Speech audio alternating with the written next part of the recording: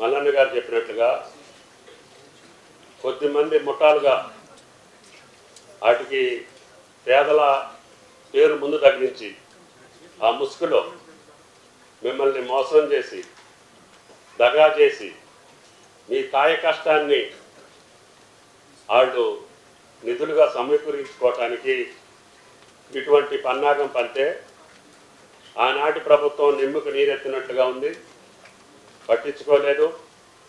తర్వాత వాళ్ళు కోర్టుకు పోవటం మూలాన 23లో వచ్చినటువంటి కాంగ్రెస్ ప్రభుత్వం కూడా వెంటనే మీకు మౌలిక వసతులు కల్పించాలని చూసినా కూడా కోర్టులో ఉంది కాబట్టి వెంటనే కరెంటు కానీ మంచినీళ్ళు కానీ ఇచ్చే అవకాశాలు ప్రభుత్వ చేతిలో లేకుండా పోయింది.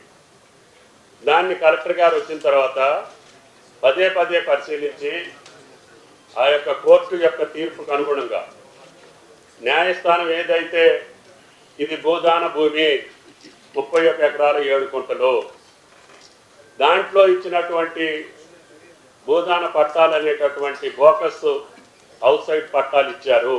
ఇందాక తీర్మానం మల్లన్న గారు కానీ ఏదైతే లబ్ధిదారులు కోరారో మౌలిక వసతుల్లో తాగునీరు కానీ రోడ్లు కానీ స్కూల్ కానీ చివరికి బట్టి గారు ఇందాక చెప్తున్నారు ఫంక్షన్ హాల్తో పాటు షాపింగ్ కాంప్లెక్స్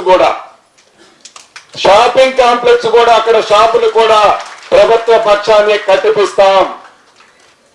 మీరు ఇళ్లు కట్టడానికి ముందే గౌరవ ముఖ్యమంత్రి గారు ముగ్గురు వచ్చే ముందు చెప్పారు, మీరు ఇళ్లు కట్టడానికి ముందే మౌలిక వసతులన్నిటినీ పూర్తి చేపిస్తాం.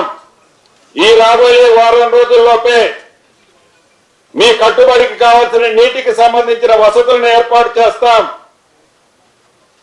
ఇక్కడే కాదు, ఏదైతే మండలాల్లో కట్టుకుంటున్నారో ప్రతి ఇందిరమ్మ ఇల్లు ఇచ్చే పేదవాడికి ఎలా ఇస్తున్నామో వాళ్ళు కూడా యుద్ధ ప్రాతిపదిక మీద కట్టుకోవాలని కూడా మనస్ఫూర్తి